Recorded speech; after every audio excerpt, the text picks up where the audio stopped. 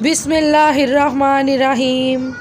شروع اللہ کے نام سے جو بڑا مہربان نہایت رحم کرنے والا ہے۔ ایک عورت کسی بادشاہ کے محل میں کام کرتی تھی۔ ایک دفعہ ایسا ہوا کہ وہ بیمار ہو گئی اور محل میں نہ جا سکی۔ اس کا ایک جوان بیٹا تھا۔ اس نے اپنے بیٹے سے کہا کہ میں بیمار ہوں تو کچھ دنوں کے لیے تو جا اور محل میں صفائی کر، کہیں بادشاہ ہم سے ناراض نہ ہو جائے۔ ماں کی بات مان کر بیٹا محل میں چلا گیا۔ اتفاق سے وہ لڑکا وہاں صفائی کر رہا تھا۔ ٹھیک اچانک بادشاہ کی بیٹی ادھر سے گزری۔ اس جوان کی نظر جب حسین و جمال شہزادی پر پڑی تو اس کا دل بے اختیار تڑپ گیا اور شہزادی کے عشق میں مبتلا ہو گیا۔ شام کو گھر واپس آیا مگر دل کو قرار نہ ملا۔ رات جاگ کر صبح کے انتظار میں گزاری۔ دوسرے دن جب محل میں گیا تو جستجو میں تھا کہ کسی طرح محبوب کی زیارت ہو جائے مگر وہ اسے کہیں نظر نہ آئی۔ اس طرح 4 دن گزر گئے۔ ادھر اس کی ماں کی صحت ٹھیک ہو گئی تو اس نے کہا کہ بیٹا میں اب ٹھیک ہوں، آج کے بعد تم بادشاہ کے محل میں نہ جانا۔ عشق کی جو چوٹ اسے لگی تھی اسے ایک پل قرار نہ آنے دیتی۔ رفتہ رفتہ اس کا کھانا پینا بھی چھوڑ دیا اور اتنا بیمار ہوا کہ اب چارپائی پہ آ گیا۔ ماں نے اسے پوچھا کہ تجھے کیا ہو گیا ہے جس سے تیری حالت یہ کر دی۔ اس جوان نے ہمت کر کے ماں کو سب قصہ سنا دیا۔ ماں بیٹے کی بات سن کر پریشان ہو گئی اور اسے سمجھنے لگی کہ اب بیٹا تو اپنی حیثیت سے کہیں بڑی خواہش کر بیٹھا ہے۔ اسے بھول جا، کہاں بادشاہ کی بیٹی اور کہاں ہم غریب لوگ۔ اس نے کہا ماں میں سب جانتا ہوں مگر میرے بس میں ہی نہیں کہ اسے بلا سکوں۔ اس کا عشق سچا تھا اس لیے ادھر شہزادی کے دل میں بھی کچھ جستجو پیدا ہوئی۔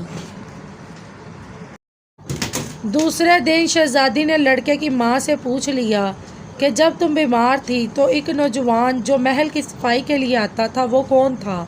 ماں نے اسے بتایا کہ وہ میرا بیٹا تھا اور اب وہ بہت بیمار ہے اور بستر پر ہے۔ شہزادی نے پوچھ لیا کہ کیوں؟ تو ماں نے کہا کہ اگر جان کی امان ہو تو سچ بتاؤں۔ شہزادی نے کہا بتا کیا ہوا؟ اسے یہ قصہ سنا۔ ماں شہزادی کو سب سچ بتایا اور ایک نظر تجھے دیکھ کے تیرا عاشق ہوا۔ اس کی خواہش تھی کہ دوبارہ تجھے دیکھے مگر دیکھ نہیں سکتا اور اب موت کے قریب ہے۔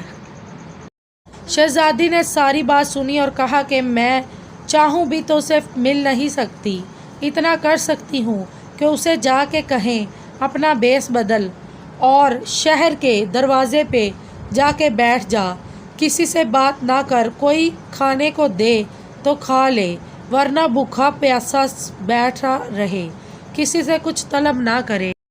لوگ سمجھے گئے کہ کوئی فقیر ہے، اللہ والا ہے۔ کچھ دنوں میں جب اس کا چرچا ہو جائے گا تو لوگ اس کی زیارت کو جائیں گے تو میں بھی اپنے باپ سے کہوں گی کہ شہر کے باہر کوئی فقیر آیا ہے، مجھے اس کی زیارت کے لیے جانے دے۔ اس طرح وہ مجھے ایک بار دیکھ لے گا اور شاندار اقرار مل جائے گا، تیرا بیٹا ٹھیک ہو جائے۔ میں بس یہ کر سکتی ہوں اور کچھ میرے بھی بس میں نہیں۔ اس کی ماں نے ایسا ہی کیا۔ اس کے بیٹے نے فقیروں کا بیس بدلا اور شہر کے باہر جا کر بیٹھ گیا۔ چند دنوں میں شہر میں چرچا ہو گئی کہ کوئی اللہ کا بندہ شہر سے باہر آیا بیٹھا ہے۔ لوگ اس کی زیارت کو آنے لگے۔ جب محل تک خبر پہنچی تو شہزادی نے بھی باپ سے عرض کر دی کہ کوئی اللہ والا ہے، مجھے اس کی زیارت کو جانے کی اجازت دے۔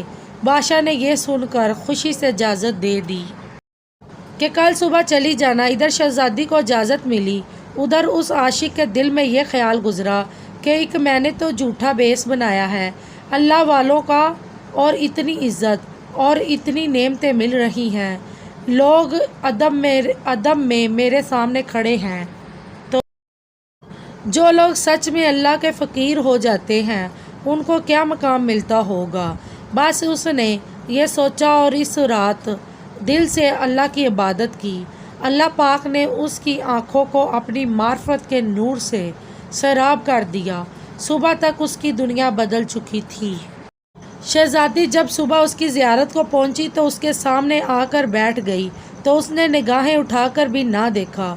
وہ بہت حیران ہو گئی اور اس نے پوچھا، تو دیکھتا کیوں نہیں؟ اس نوجوان نے کہا کہ تجھے کیا دیکھوں، تیرا حسن نجاستوں سے بھرا ہے۔ میرے سامنے جنت کی وہ حوریں بیٹھی ہیں اس دنیا میں جن کی کوئی مثال نہیں، جو نشاستوں اور کثافتوں سے پاک ہیں۔ ان کا حسن دنیا کو روشن کر رہا ہے۔